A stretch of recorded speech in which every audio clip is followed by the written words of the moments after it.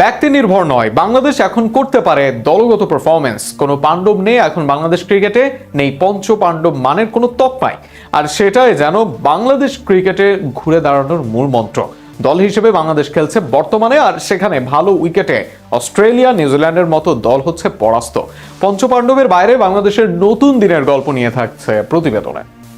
Bat হাতে সর্বশেষ 3 ODI innings হাঁকিয়েছেন অর্ধশতক। টেস্টেও সর্বশেষ সিরিজে এক ম্যাচে ছিলেন ম্যাচ সেরা।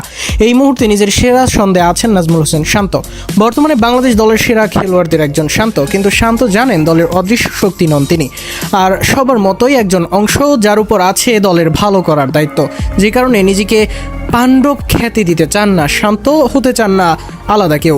শান্তদের এই আলাদা কেউ না হওয়ার মন্ত্রই এগিয়ে নিয়ে যাচ্ছে বাংলাদেশ দলকে।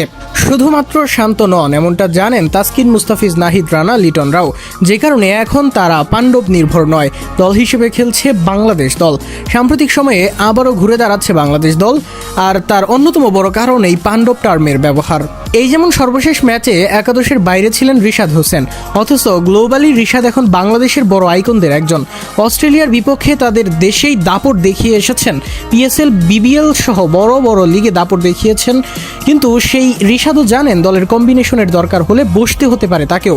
এমনকি গত কয়েক সিরিজে পারফর্ম করা শরীফুলের জন্যও এমনটা হয় সত্য। দলে কারো একাদশে জায়গা পাওয়াই এখন আর চরম সত্য নয়। অধিনায়ক মিরাজের জায়গা নিয়ে প্রশ্ন তৈরি হয়েছে, আছে সমালোচনা, সেটা নিয়েও কড়া মন্তব্য নেই তার। দলের প্রয়োজনে মিডল অর্ডারে এসেছেন লিটন দাস। মিরাজও ব্যাটিং অর্ডার পরিবর্তন করেছেন বারবার। পেস আক্রমণে রোটেশন আছে, এমনকি ফিজকেও 2-1 ম্যাচে দেওয়া হচ্ছে বিশ্রাম। এক দল যেভাবে নিয়ন্ত্রণ হওয়া দরকার, বাংলাদেশ যেন হচ্ছে সেভাবেই। অথচ এর আগে টাইগারদের পঞ্চপাণ্ডব রীতি গ্রাস করতে অন্য খেলোয়াড়দের। মনে হতো দলের প্রধান 5 খেলোয়াড় সাকিব, তামিমরা, বাকিরা আছেন সাপোর্টিভ রোলে। যে কারণে ক্ষতির কথা নিজেও স্বীকার করেন সৌম্য সাকিবরা।